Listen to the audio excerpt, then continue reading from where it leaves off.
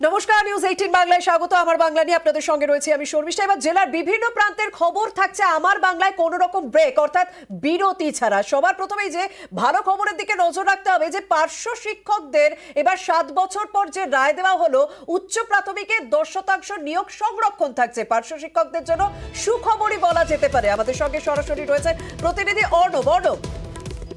দেখো, এটা একটা নজিরবিহীন ঘটনা এবং সেই ঘটনার নিষ্পত্তি হলো বিচারপতি মৌসুমী ভট্টাচার্যের রায়।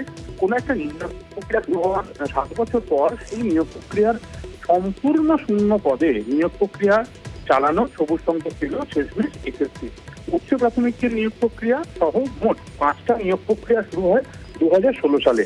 গ্রুপ বি, নবম দশম, একাদশ, দ্বাদশ 4টে এই নিয়োগ প্রক্রিয়া হয়ে সেখানে রিক্রুটমেন্ট হয়ে গেলেও উচ্চ প্রাথমিক এখনো হয়নি। বিশেষ করে বলা যায় 1433 এই শূন্য পদ 10%, সেটা কিন্তু স্থগিতাদেশ হয়েছিল 2017 সাল থেকে, যা দীর্ঘ মামলা মকদ্দমা আইনি লড়াই শেষে বিচারপতি মৌসুমী ভট্টাচার্যের রায় 14,339 শূন্য পদের এই 1433 যে বাদ যাচ্ছিল সেটা বাদ আর নয়, সব শূন্য পদেরই এবার নিয়োগ প্রক্রিয়া কাউন্সিলিং হবে।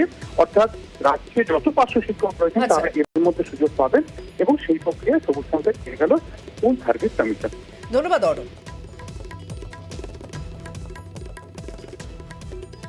এবং মহামান্য বিচারপতি মৌসুমী Bhattacharya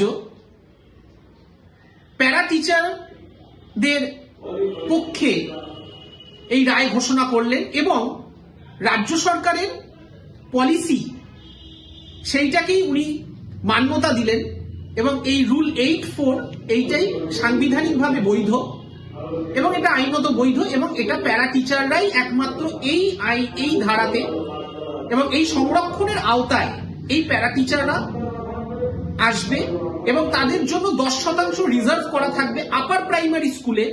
assistant teacher recruitment in upper primary school only reserved for the 10% para teachers.